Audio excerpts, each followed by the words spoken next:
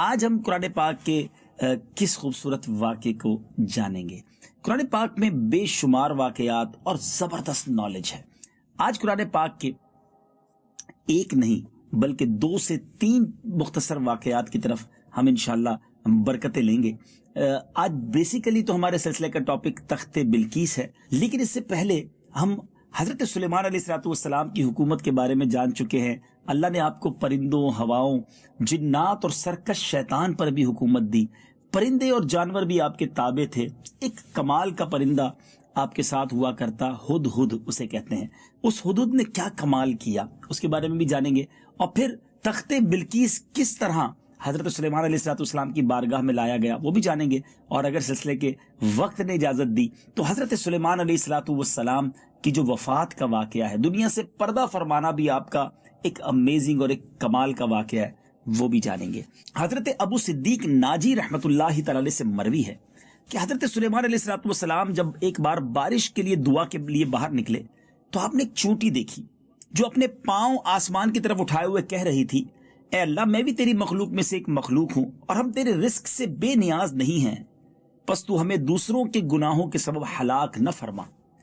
پانی نہیں آ رہا تھا، بارش نہیں ہو رہی تھی۔ جب حضرت سلیمان علیہ السلام کو اللہ نے یہ طاقت دی تھی کہ آپ چونٹی کی آواز بھی سن لیتے تھے، حضرت سلیمان علیہ السلام نے اپنے ساتھیوں سے فرمایا، واپس لوٹ جاؤ، اس چونٹی کی دعا سے بارش ضرور برسے گی۔ سبحان اللہ، سبحان اللہ۔ ایک سفر کے دوران ہدہد پرندے کے حوالے سے قرآن مجید میں بڑی تفصیل سے ایک واقعہ بیان کیا گیا ہے، اور واقعہ یوں ہے کہ حضرت سلیمان علیہ السلام نے ایک جگہ پرندوں کا جائزہ لیا تو کیا فرمایا، آئیے قرآن پاک کی آیت سنتے ہیں، اور یہ پارہ 19 سورہ نمل آیت نمبر 20 اور 21 کی تلاوت پہلے سنتے ہیں، پھر ترجمہ سنتے ہیں۔ وَتَفَقَّدَ الطَّيْرَ فَقَالَ مَا لِيَ لَا أَرَى الْهُدْهُدَ أَمْ كَانَ مِنَ الْغَائِبِينَ لَأُعَذِّبَنَّهُ عَذَابًا شَدِيدًا أَوْ لَأَذْبَحَنَّهُ أَوْ لَيَأْتِيَنِّي بِسُلْطَانٍ مُبِينٍ۔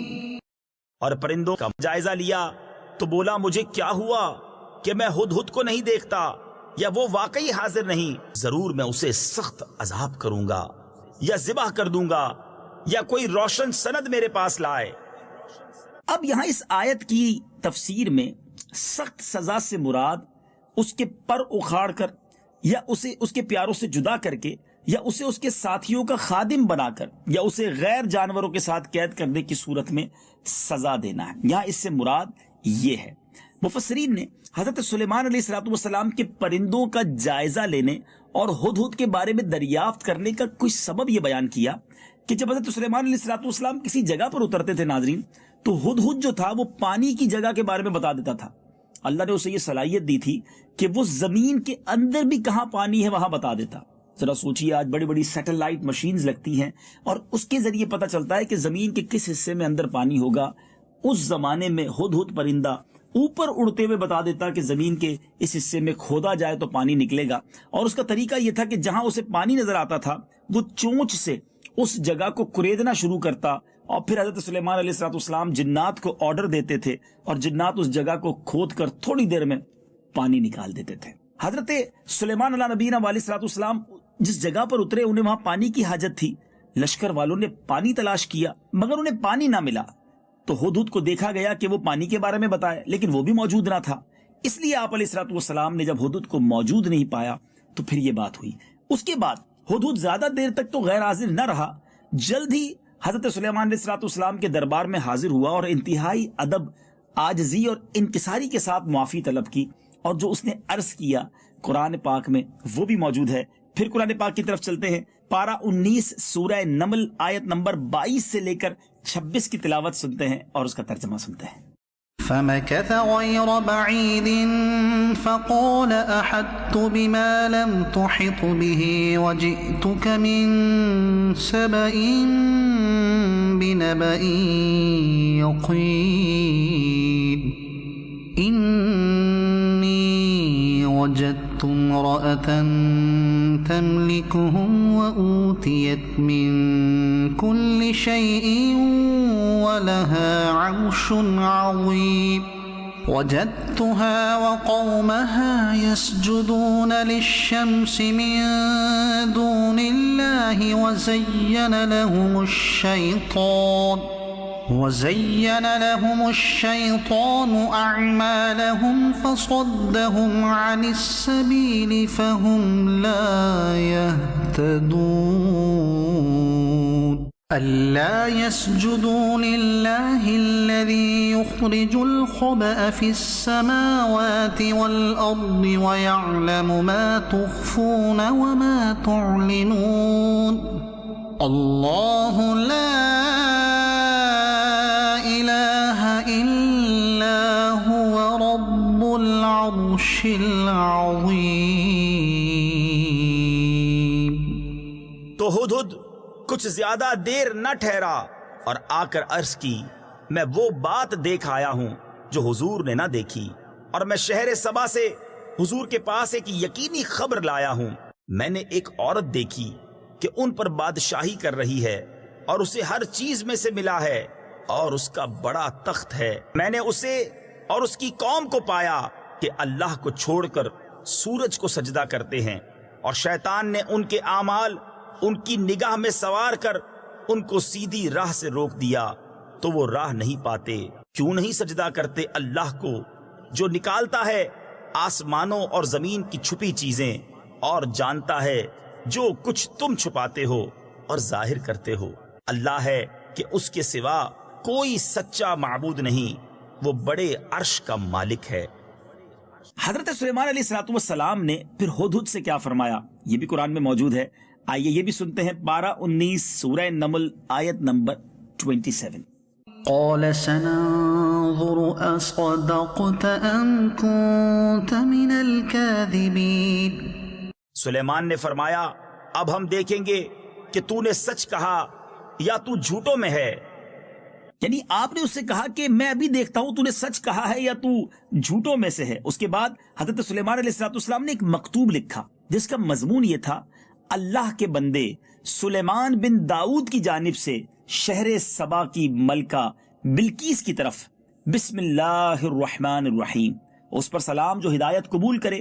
اس کے بعد مدعا یہ ہے کہ تم مجھ پر بلندی نہ چاہو اور میری بارگاہ میں اطاعت گزار ہو کر حاضر ہو جاؤ. اس مکتوب پر آپ نے مہر لگائی اور ہدہد سے کیا فرمایا، یعنی ہدہد سے یہ فرمایا کہ میرا یہ فرمان لے جاؤ اور ان کے پاس ڈال دو. یعنی ہدہد کو ایک پیامبر کی حیثیت سے میسج پہنچانے کی حیثیت سے روانہ کیا گیا. اور قرآن میں یہ الفاظ بھی موجود ہیں. چنانچہ پارہ 19 سورہ نمل آیت نمبر 28 کی تلاوت سن لیجیے. اذهب بكتابي هذا فألقه إليهم ثم تول عنهم فانظر ماذا يرجعون. میرا یہ فرمان لے جا کر ان پر ڈال، پھر ان سے الگ ہٹ کر دیکھ کہ وہ کیا جواب دیتے ہیں. اب یہ ہدہد جو تھا مکتوب لے کر بلقیس کے پاس پہنچا. اس وقت بلقیس کے گرد اس کے امراء اور وزراء کا مجمع تھا. وہ بھی ملکہ تھی اور اس کے آس پاس بڑے بڑے اس کے وزیر اور امراء تھے. ہدہد نے وہ مکتوب بلقیس کی گود میں ڈال دیا. ملکہ بلقیس نے اس مکتوب پر مہر دے کر، اس مکتوب پر جو مہر تھی وہ دیکھ کر کہنے لگی کہ اے سرداروں، بے شک میری طرف ایک عزت والا خط ڈالا گیا ہے. بے شک وہ سلیمان کی طرف سے ہے اور بے شک وہ اللہ کے نام سے ہے جو نہایت مہربان رحم والا ہے. یہ کہ میرے مقابلے میں بلندی نہ چاہو اور میرے پاس فرما بردار بنتے ہوئے حاضر ہو جاؤ. حضرت سلیمان نے یہی لکھا تھا. بلقیس نے اس خط کو عزت والا اس لیے کہا کہ اس پر مہر لگی ہوئی تھی. اس نے جانا کہ مکتوب بھیجنے والا جلیل القدر بادشاہ ہے، اس لیے عزت والا کہا کہ اس مکتوب کی ابتدا اللہ پاک کے نام سے تھی. مکتوب کا مضمون سن کر جو بلقیس نے اپنے وزراء سے متوجہ ہو کر مشورہ چاہا کہ اب آپ کیا کہتے ہیں، تو سرداروں نے کیا کہا؟ سرداروں نے کہا کہ ہم قوت والے اور بڑی سخت لڑائی والے ہیں اور اختیار تو تمہارے ہی پاس ہے، تم غور کر لو تم کیا حکم دیتی ہو. یعنی دونوں آپشن دے دیے گئے. اس سے ان کی مراد یہ تھی کہ اگر آپ کی رائے جنگ کی ہے تو ہم اس کے لیے تیار ہیں، کیونکہ ہم بہادر اور شجاع ہیں، توانائی اور قوت والے ہیں، ہمارے پاس بھی کثیر فوجیں ہیں اور جنگ آزما بھی ہیں. رائے اور مشورہ دینا ہمارا کام نہیں ہے، تم خود صاحب عقل اور صاحب تدبیر ہو، بہرحال آپ جو کہیں گے ہم آپ کی اطاعت کریں گے۔ جب بلقیس نے دیکھا کہ یہ لوگ جنگ کی طرف مائل ہیں تو اس نے انہیں ان کی رائے کی خطا پر آگاہ کیا اور جنگ کے نتائج سامنے رکھتے ہوئے کیا کہا یہ بھی قرآن میں موجود ہے۔ چنانچہ پارہ 19 سورہ نمل آیت نمبر 33 اور 34 میں اللہ نے کیا فرمایا؟ قالوا نحن أولو قوة وأولو بأس شديد والأمر إليك فانظري ماذا تأمرين قالت إن الملوك إذا دخلوا قرية أفسدوها وجعلوا أعزة أهلها أذلة وَكَذَلِكَ يَفْعَلُونَ۔ وہ بولے ہم زور والے اور بڑی سخت لڑائی والے ہیں اور اختیار تیرا ہے، تو نظر کر کہ کیا حکم دیتی ہے۔ بولی بے شک جب بادشاہ کسی بستی میں داخل ہوتے ہیں اسے تباہ کر دیتے ہیں اور اس کے عزت والوں کو ذلیل، اور ایسا ہی کرتے ہیں۔ ملکہ بلقیس چونکہ بادشاہوں کی عادت جانتی تھی، اس لیے اس نے یہ کہا کہ اس کی مراد یہ تھی کہ جنگ مناسب نہیں ہے، اس میں ملک اور اس کے باشندوں کی تباہی اور بربادی کا خطرہ ہے۔ اس بات میں ملکہ کی دانائی جھلکتی تھی۔ سرداروں کے سامنے جنگ کے نتائج رکھنے کے بعد بلقیس نے اپنی رائے کا اظہار کرتے ہوئے کہا کہ میں ان کی طرف ایک تحفہ بھیجنے والی ہوں، پھر دیکھوں گی کہ وہ قاصد کو کیا جواب دیتے ہیں۔ اور تحائف بھیجنے سے اس کا مقصد یہ بھی تھا کہ اس سے ظاہر ہو جائے گا کہ وہ بادشاہ ہیں یا نبی، کیونکہ بادشاہ عزت و احترام کے ساتھ ہدیہ قبول کرتے ہیں، اس لیے اگر وہ بادشاہ ہیں تو ہدیہ قبول کر لیں گے، اور اگر نبی ہیں تو ہدیہ قبول نہ کریں گے، اور اس کے علاوہ کسی اور بات پر راضی نہ ہوں گے کہ ہم ان کے دین کی پیروی کریں۔ چنانچہ ملکہ نے اپنے قاصد کو ایک خط دے کر روانہ کیا اور اس کے ساتھ بہت سارا مال و دولت، کثیر تحفے بھجوائے۔ اب جب یہاں سے تحفے روانہ ہوئے تو ہدہد یہ دیکھ کر چل دیا اور اس نے حضرت سلیمان علیہ السلام کے پاس تمام حالات کی خبر پہنچا دی۔ جب بلقیس کا قاصد تحفے لے کر حضرت سلیمان علیہ السلام کے پاس حاضر ہوا تو جو آپ نے فرمایا وہ بھی قرآن پاک میں موجود ہے۔ آئیے پھر قرآن پاک کی آیت سنتے ہیں۔ چنانچہ پارہ 19 سورہ نمل آیت نمبر 36 میں کیا ارشاد ہوتا ہے؟ فَلَمَّا جَاءَ سُلَيْمَانَ قَالَ أَتُمِدُّونَنِ بِمَالٍ فَمَا آتَانِيَ اللَّهُ خَيْرٌ مِّمَّا آتَاكُمْ بَلْ أَنتُمْ بِهَدِيَّتِكُمْ تَفْرَحُونَ۔ پھر جب وہ سلیمان کے پاس آیا تو سلیمان نے فرمایا کیا مال سے میری مدد کرتے ہو؟ تو جو مجھے اللہ نے دیا وہ بہتر ہے اس سے جو تمہیں دیا، بلکہ تم ہی اپنے تحفے پر خوش ہوتے ہو۔ یعنی اب اس آیت کے تحت علماء لکھتے ہیں یعنی تم فخر کرنے والے لوگ ہو، مال دنیا کی وجہ سے ایک دوسرے پر بڑائی جتاتے ہو اور ایک دوسرے کے تحفے پر خوش ہوتے ہو۔ مجھے نہ دنیا سے خوشی ہوتی ہے نہ اس کی حاجت۔ اللہ تعالیٰ نے مجھے اتنا کثیر مال عطا فرمایا، اتنی کثیر چیزیں عطا فرمائی ہیں، اتنا اوروں کو نہ دیا، اور اس کے ساتھ ساتھ مجھے دین اور نبوت سے بھی مشرف فرمایا ہے۔ سبحان اللہ، سبحان اللہ۔ حضرت سلیمان علیہ السلام کا جب یہ جوابی پیغام پہنچتا ہے تو اب بلقیس ایک بہت بڑا لشکر لے کر مقابلے کے لیے نہیں بلکہ ملاقات کے لیے آپ کی طرف روانہ ہوئی۔ اب جب بلقیس راستے میں تھی تو حضرت سلیمان علیہ السلام نے اپنے درباریوں کو ایک زبردست یوں سمجھیے کہ آپشن دیا، یا یوں کہیے کہ ایک آرڈر دیا یا سوال کیا، اور one of the amazing question, قرآن میں یہ واقعہ جب بھی پڑھتے ہیں ایمان تازہ ہو جاتا ہے۔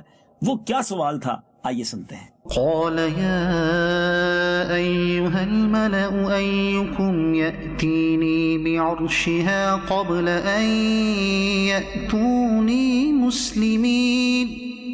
سلیمان نے فرمایا اے درباریوں تم میں کون ہے کہ وہ اس کا تخت میرے پاس لے آئے قبل اس کے کہ وہ میرے حضور مطیع ہو کر حاضر ہوں۔ یہاں تخت منگوانے سے آپ کا مقصود یہ تھا کہ اس کا تخت حاضر کر کے اسے معجزہ دکھا دیں تاکہ اس پر آپ کی نبوت کی حقانیت ظاہر ہو جائے کہ معجزہ نبی کی صداقت پر دلیل ہوتا ہے۔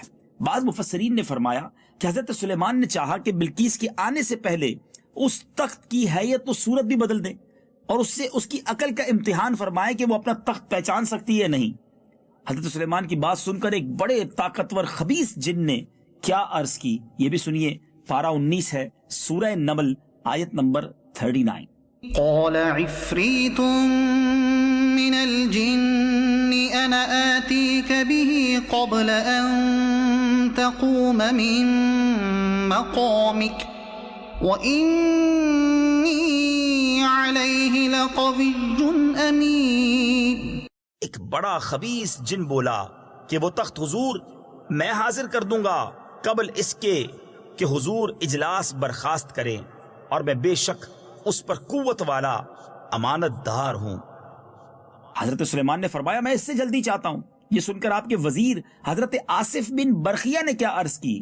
سبحان اللہ. ذرا سنیے، قرآن ہی کی زبانی سنتے ہیں، سورہ نمل کی آیت نمبر 40. قال الذي عنده علم من الكتاب أنا آتيك به قبل أن يرتد إليك طرفك. اس نے عرض کی جس کے پاس کتاب کا علم تھا کہ میں اسے حضور میں حاضر کر دوں گا ایک پل مارنے سے پہلے. حضرت سلیمان علیہ السلام نے ان سے فرمایا اگر تم نے ایسا کر لیا تو تم سب سے زیادہ اس تخت کو لانے والے ہوگے، سب سے جلدی اس تخت کو لانے والے ہوگے. چنانچہ آصف بن برخیہ رضی اللہ تعالیٰ عنہ نے اسم اعظم کے ذریعے دعا مانگی تو اسی وقت وہ تخت حضرت سلیمان کے سامنے نمودار ہو گیا. جب حضرت سلیمان نے اس تخت کو اپنے سامنے دیکھا تو کیا فرمایا؟ یہ بھی قرآن میں موجود ہے. پارہ 19 ہے، سورہ نمل کی آیت نمبر 40 میں کیا ارشاد ہوتا ہے؟ فلما رآه مستقرا عنده قال هذا من فضل ربي ليبلوني أأشكر أم أكفر ومن شكر فإنما يشكر لنفسه ومن كفر فإن ربي غني کریم. پھر جب سلیمان نے اس تخت کو اپنے پاس رکھا دیکھا کہا یہ میرے رب کے فضل سے ہے تاکہ مجھے آزمائے کہ میں شکر کرتا ہوں یا ناشکری، اور جو شکر کرے تو وہ اپنے بھلے کو شکر کرتا ہے، اور جو ناشکری کرے تو میرا رب بے پرواہ ہے، سب خوبیوں والا. سبحان اللہ. ہوا کیا؟ پلک جھپکنے سے پہلے سینکڑوں میل دور اور بہت بڑے تخت کو حضرت سلیمان کے سامنے پیش کر دینا حضرت آصف بن برخیہ کی کرامت ہے. اور اس سے سیکھنے کو کیا ملا کہ اولیاء کرام سے کرامات ظاہر ہوتی ہیں، اور یہ چیز قرآن و حدیث سے ثابت ہے، قرآن کا واقعہ ہے، اور یہ کرامتیں قرآن نے بیان کی ہیں. امید ہے کہ بہت سارے مسکنسیپشن جو ہیں، غلط فہمیاں دور ہو جائیں گی. اب کیا ہوا؟ تخت آ جانے کے بعد حضرت سلیمان نے اپنے خادموں کو حکم دیا کہ تخت کی شکل و صورت تبدیل کر دو کہ ہم دیکھیں کہ وہ اپنا تخت پہچان پاتی ہیں یا نہیں. جب ملکہ بلقیس حضرت سلیمان کے پاس آئیں تو اس وقت تخت حضرت سلیمان کے سامنے موجود تھا. ملکہ سے کہا گیا تیرا تخت ایسا ہی ہے؟ اس نے جواب دیا گویا یہ تو وہی ہے. اس جواب سے بلقیس کی عقل کا کمال معلوم ہوا. پھر ملکہ سے کہا گیا یہ تیرا ہی تخت ہے، تمہیں دروازے بند کرنے، انہیں تالے لگانے اور پہرے دار مقرر کرنے سے کیا فائدہ ہوا؟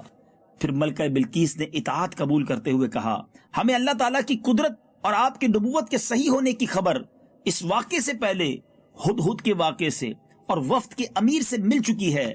ہم نے آپ کی اطاعت اور فرما برداری اختیار کی. سبحان اللہ سبحان اللہ. اب وہ مسلمان ہو گئیں، اور مسلمان ہونے سے پہلے یاد رہے ملکہ بلقیس جو ہے وہ سورج کی پوجا کیا کرتی تھی. اب جب وہ حضرت سلیمان علیہ السلام کے محل میں آپ کے آستانے پر داخل ہوئی تو کیا دیکھا؟ کمال کی بات سنیے گا. وہ صحن جو تھا جس میں ملکہ بلقیس داخل ہوئی وہ شفاف شیشے کا بنا ہوا تھا. اس کے نیچے پانی جاری تھا جس میں مچھلیاں تیر رہی تھی. جب ملکہ نے صحن کو دیکھا تو وہ سمجھی گہرا پانی ہے، تو اس نے اپنی پنڈلیوں سے کپڑا اونچا کیا تاکہ پانی میں چل کر وہ آئے. تو حضرت سلیمان نے فرمایا کہ یہ پانی نہیں بلکہ یہ تو شیشوں سے جڑا ہوا ہے اور ایک ملائم صحن ہے. یہ سن کر بلقیس نے اپنی پنڈلیاں چھپائیں. یہ عجوبہ دیکھ کر اسے بہت تعجب بھی ہوا اور اس نے یقین کر لیا کہ حضرت سلیمان کا ملک اور حکومت اللہ کی طرف سے ہے. اور ان عجائبات سے بلقیس نے اللہ تعالیٰ کی توحید اور حضرت سلیمان علیہ السلام کی نبوت پر استدلال کیا. حضرت سلیمان نے اس کو اسلام کی دعوت دی اور سبحان اللہ اسلام انہوں نے قبول کر لیا. ناظرین یہ بڑا ہی خوبصورت، بڑا ہی ایمان افروز واقعہ ہے. پلک کے جھپکنے سے پہلے کچھ نہیں ہو سکتا. بظاہر دیکھیں تو سیکنڈ سے بھی کم ٹائم لگتا ہے، مگر اتنا بڑا تخت ایک ملک سے دوسرے ملک تک لے آنا، یہ حضرت آصف بن برخیہ جو حضرت سلیمان علیہ السلام کے ساتھی تھے ان کی کرامت ہے۔ تو اولیاء کرام کی کرامات، اور پھر جو نبی پاک کے ساتھی ہوں یعنی صحابہ کرام کا مرتبہ کیسا ہوگا، تو قرآن پاک کے اس واقعے سے ہمیں یہ بھی سیکھنے کو ملا حضرت سلیمان علیہ السلام کا عاجزی اور انکساری اور نیکی کی دعوت کا انداز کیا تھا، وہ بھی ہمیں سیکھنے کو ملا۔ کاش ہم بھی اسلام کی دعوت دینے والے، سنتوں کی دعوت دینے والے اور نیکی کی دعوت دینے والے بن جائیں۔ ناظرین، اب حضرت سلیمان علیہ السلام کی دنیا سے پردہ فرمانے کا جو واقعہ ہے وہ بڑا ہی حیرت انگیز اور بڑا ہی باکمال ہے۔ معاملہ یہ تھا کہ حضرت داؤد علیہ السلام نے بیت المقدس کی بنیاد اس مقام پر رکھی تھی جہاں حضرت موسیٰ علیہ السلام کا خیمہ نصب کیا گیا تھا۔ اس عمارت کو پورا ہونے سے پہلے حضرت داؤد کی وفات کا وقت قریب آ گیا، تو آپ نے اپنے فرزند حضرت سلیمان علیہ السلام کو اس عمارت کی تکمیل کی وصیت فرمائی۔ چنانچہ آپ نے جنات کو اس کی تکمیل کا حکم دیا۔ جب آپ کی وفات کا وقت قریب پہنچا تو آپ نے دعا کی کہ یا اللہ میری وفات جنات پر ظاہر نہ ہو، تاکہ وہ عمارت کی تکمیل میں مصروف رہیں اور انہیں جو علم غیب کا دعویٰ ہے وہ بھی باطل ہو جائے۔ ان کا دعویٰ تھا جنات کا کہ ہمیں علم غیب ہے۔ پھر آپ محراب میں داخل ہوئے، حسب عادت نماز کے لیے اپنے عصا کے ساتھ ٹیک لگا کر کھڑے ہو گئے۔ جنات بدستور اپنی خدمتوں میں مشغول رہے اور یہ سمجھتے رہے کہ حضرت سلیمان زندہ ہیں اور ہمارے سامنے کھڑے ہیں۔ عرصہ دراز تک حضرت سلیمان علیہ السلام اسی حال میں کھڑے رہے۔ اللہ اکبر، کیونکہ وہ بار بار دیکھتے کہ آپ طویل مدت تک عبادت کرتے رہے ہیں، تو اب شاید یہ وہی وقت ہے کہ آپ عبادت کر رہے ہیں۔ اب ایک طویل وقت کے بعد اپنی خدمات وہ کرتے رہے۔ اب کیا ہوا کہ حضرت سلیمان علیہ السلام کا جو عصا تھا جس سے آپ ٹیک لگا کر کھڑے تھے، اس کو دیمک نے کھا لیا، اور آپ کا جسم مبارک جو لاٹھی کے سہارے قائم تھا وہ زمین پر تشریف لے آیا۔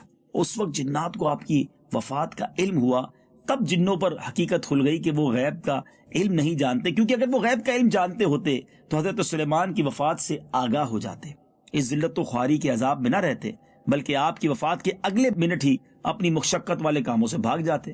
تو بہرحال اللہ تبارک و تعالیٰ کی شان ہے، اور انبیاء کے اجسام کو سبحان اللہ، آج کسی کی اگر میت چند گھنٹوں رکھ دی جائے تو اس میں سے بدبو آنے لگتی ہے، فوراً دفنانے کا کہا جاتا ہے، اور عرصہ دراز تک اللہ کے نبی لاٹھی کے سہارے کھڑے ہیں اور جنات سمجھ رہے ہیں کہ آپ عبادت کر رہے ہیں اور وہ اپنے کام میں مصروف رہے۔ سبحان اللہ، یہاں یہ بھی پتہ چلا کہ حضرت سلیمان علیہ السلام نے جنات کے ذریعے بیت المقدس کی تعمیر کروائی ہے۔ ناظرین، بہت ہی خوبصورت واقعات ہیں حضرت سلیمان علیہ السلام کی زندگی کے، اور یہ قرآن پاک میں آپ نے سنا جا بجا موجود ہیں۔ اللہ مجھے اور آپ کو قرآن پڑھنے، سمجھنے اور اس پر عمل کرنے کی توفیق عطا فرمائے۔ آج سلسلے میں وقت کافی ہو گیا ہے، ہمارے سیگمنٹ تعارف قرآن کا وقت نہیں بچا۔ انشاءاللہ اگلے سلسلے میں انشاءاللہ اس سیگمنٹ کو بھی شامل کریں گے۔ رب کریم قرآن پاک کے نور سے ہم سب کے دلوں کو منور فرمائے۔ مدنی چینل دیکھتے رہیے۔ صلو علی الحبیب صلی اللہ تعالی علی محمد صلی اللہ علیہ وسلم۔